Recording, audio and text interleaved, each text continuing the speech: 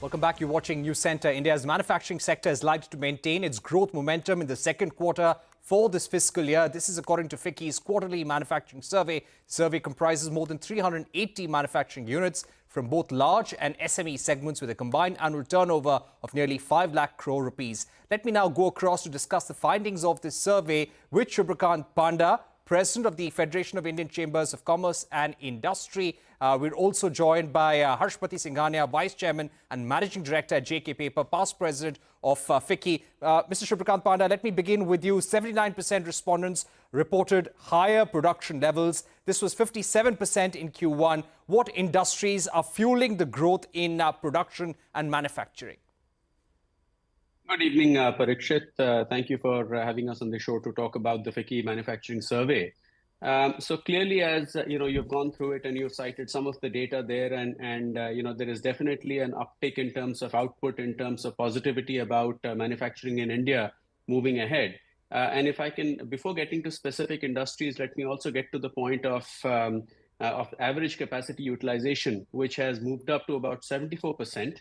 As compared to in the early 70s earlier this year, and that is being primarily driven by sectors like paper and in fact even miscellaneous manufacturing sectors have picked up quite significantly. But what is good about the average number of 74% is that the lowest that you're seeing in sectors like chemicals, etc., and capital goods are at 68%. So there is a much tighter spread to the average number of 74%. That apart, I think 80% of respondents have said that they are seeing higher orders. About 48% have said that they are seeing higher exports. So I think there is a good feel to where manufacturing is poised in India at the moment. But having said that, there are some concerns as well. Especially in terms of where geopolitics stands at the moment. Earlier, you had the Russia-Ukraine conflict. Now you have the Middle East situation as well, and that is certainly causing, I think, companies to take a pause and relook their plans because things are a little uncertain at this point in time. But having said that, I am quite sanguine about where India stands, given that we have handled both our fiscal and monetary policy quite well and are in a good spot at this point in time. Right. Mr. Harshpati Singhania, as far as the demand goes, this has been cited as one of the constraints currently. How does the demand picture look in Q2 versus Q1, and how do you see it in the remaining quarters? Good evening, everybody. And first of all, Diwali greetings to everybody and all viewers.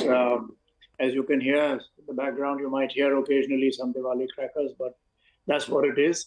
Coming to the question of demand, I think, it has been varying across segments. So while overall on a snapshot, Q2 shows a better demand, I think we will see some demand improvement continuing, the momentum continuing going forward. But, basically, we are seeing a difference in sectors. So, for example, you have seen auto sector, the electronics and white goods sector, maybe cement, and some others which have seen a much stronger demand compared to what it was before. But if you see some other sectors, like chemicals, etc., they have been impacted by demand issues as well as input costs. And as Mr. Panda said, some geopolitical issues, global issues. So demand overall, I think, will continue to gather pace. And as the government is spending money on infrastructure, on a whole lot of other development exercises, we will continue to see this. But we've also seen FMCG companies talk about a tepid demand in the rural areas. And therefore, while urban, and there is also a shift in the premium category of products and goods, there is a strong growth. But in the sort of middle level or lower level, particularly the middle level, there is a muted growth because of rural reasons and also because of the squeeze due to some degree of inflation. Right. Mr. Panda, coming back to you, as far as the growth expectations for Q2 is concerned. Give us a sense of the sectors where you expect the highest growth, where the growth is likely to be tepid, and how will this be in Q3? Before I do that, Parikshit, let me just correct one point about which I misspoke.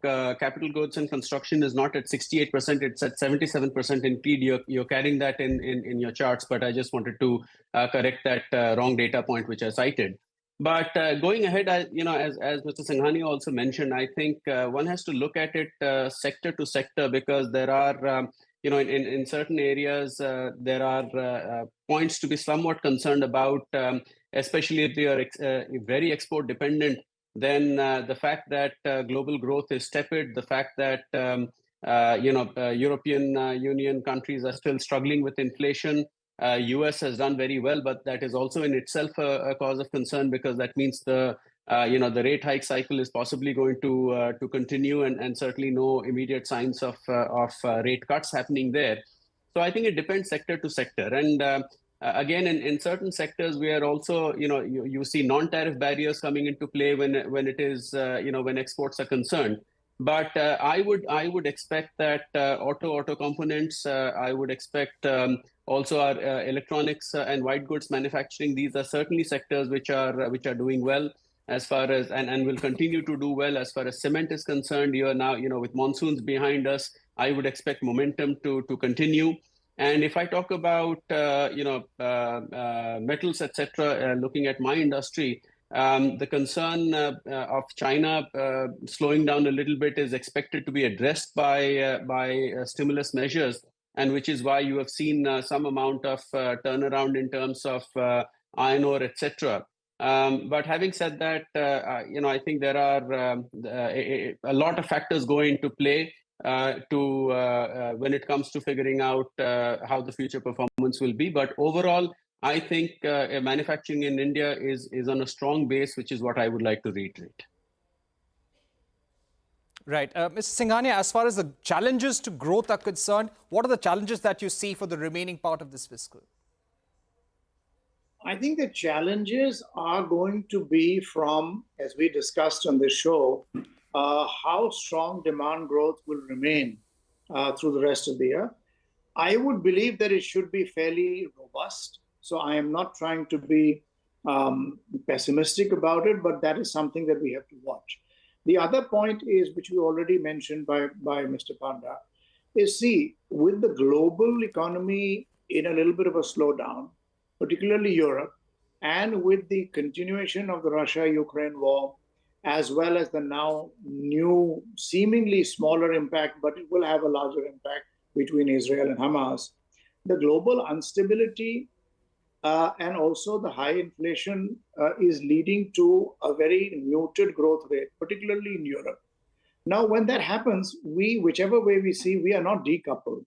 So Indian exports from whichever sectors were going are facing headwinds of both the material or the product that was being made, as well as the manufactured products that were being exported from India.